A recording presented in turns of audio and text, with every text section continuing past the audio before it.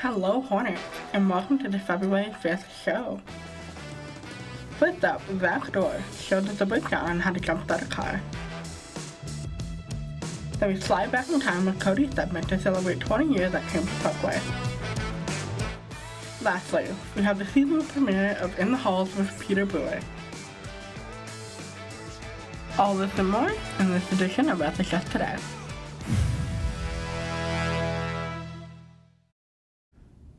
Welcome, Hornets, to this February 5th episode of SHS Today. I'm Noah Greenleaf. And I'm Ianna Loring. We've got an awesome show in store for you, so let's jump right in. The annual Polar Plunge is underway. It will take place on February 19th in the East Staff parking lot during Hornet time.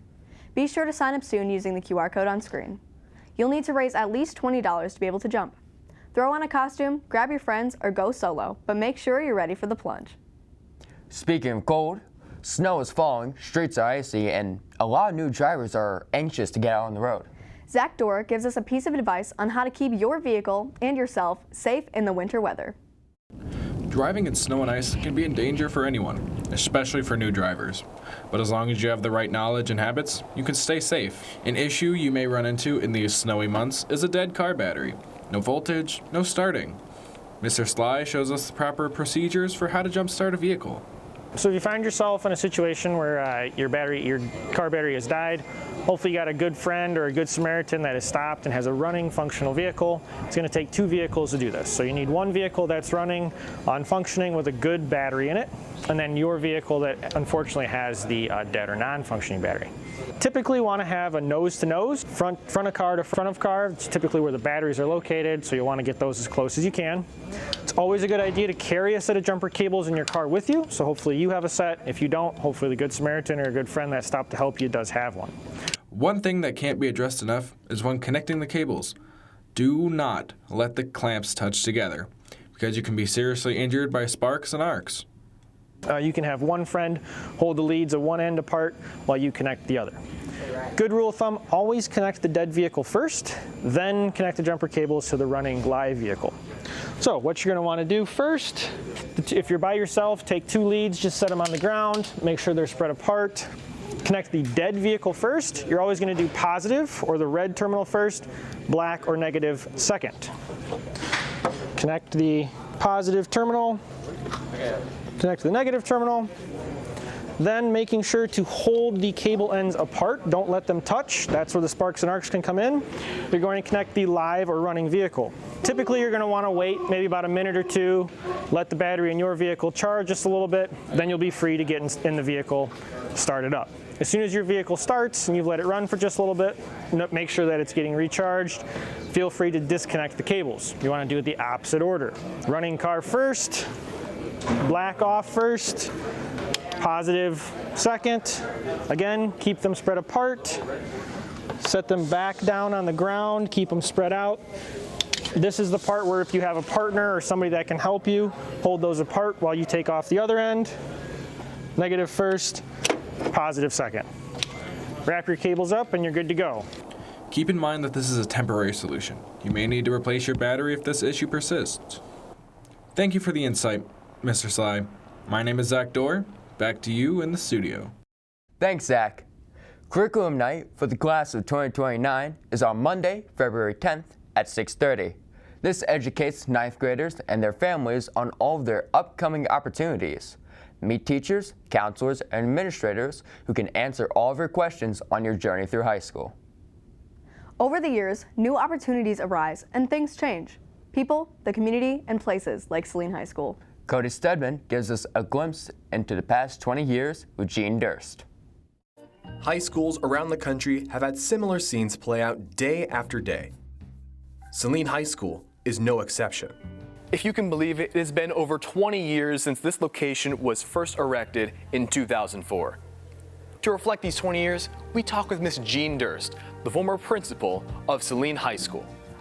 It was an enormous feat. This was at that time the largest high school with no additions added on. It was the structure itself was the largest high school, I believe, in Michigan at that time. So it was quite a task to do.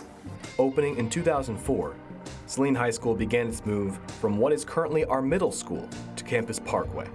The 2005 yearbook even touches on the topic, saying in part, "While these were once realities that were accepted as inevitable, things have changed.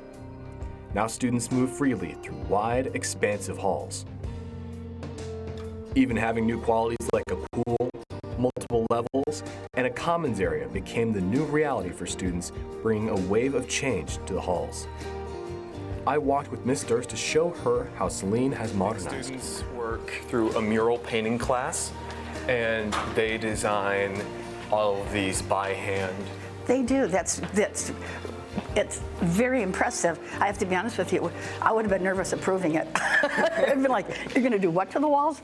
But it looks lovely. We have 3 sections of lunch, and it fills out almost every single time.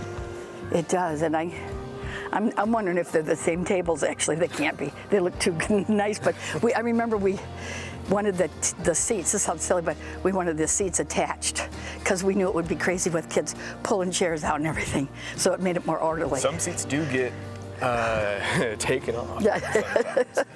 Yeah. I wanted to thank you actually so much. Yeah. Like having the chance to come down, you're taking time out of your Thanksgiving break. That's okay. It worked out well. Bless. So thank you. It was really nice, and thank you. Now.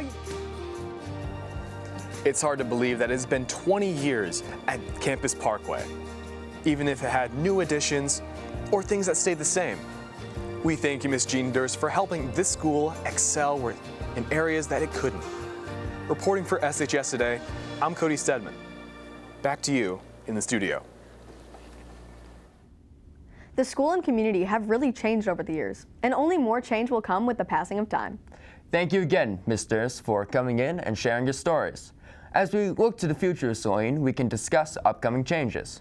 In next week's show, Rory Zeller takes us inside the newly built STEAM Center and weight training facilities as we find out how SHS plans to utilize these new additions. Speaking of changes, going into next year, Saline is offering some new classes, including data science, pilot job shadowing, and a new CTE class for video game design and development. For the class of 2028, Power School is open to input your request forms for classes from today to the 12th. You will then meet with your counselors between February 18th through the 28th. Keep an eye on your email for more information. There's one thing I hate about winter. It's how much it limits what I can do. I know, right? Peter Brewer takes us in the halls to see what the students of Saline are doing to stay positive. Hello, I'm Peter Brewer, and welcome to this new episode of In the Halls. So, what's your name? I'm Chloe Mink. And how do you stay upbeat during the winter and gloomy months? I go to the gym. I like going to the gym. What's your name? Yusuf. All right, and how are you staying upbeat during the winter and gloomy months? I play college football all day and I watch college football. You into football? I love football. My name's Ava Bell. And how do you stay upbeat during the winter months? Well, I like to hang out with my friends a lot. Just going out on the weekends, that really helps during the winter months. Ethan Katsanika. All right, and how are you staying upbeat during the winter and gloomy months? Playing Fortnite. Me too. They turned away. How are you staying upbeat during the gloomy months? It's very important to, for me anyway, to be with my family and friends. And what keeps you upbeat during the winter and gloomy months? I totally agree. Thank you very much. You have a good day. How are you staying upbeat during the gloomy months? Just having a good attitude, spending time with friends, Awesome. Thank you very much. I'm Peter Brewer with SHS Today. Back to you in the studio. Thank you, buddy. If the winter season is getting you down and you can't seem to get back into the swing of things, the counseling office is open to any student who feels they need to talk. All 4 of our counselors are located in the Bridge. Well, that's all the time we have today. I hope you enjoyed this show. I'm Ianna Loring. And I'm Noah Greenleaf. Be sure to follow @SalineVideo on Instagram and YouTube for show updates and behind-the-scenes content. Tune in next week for an SRO Minute, a new edition of Nerd News, and an update on the construction. Have a great week, Hornets.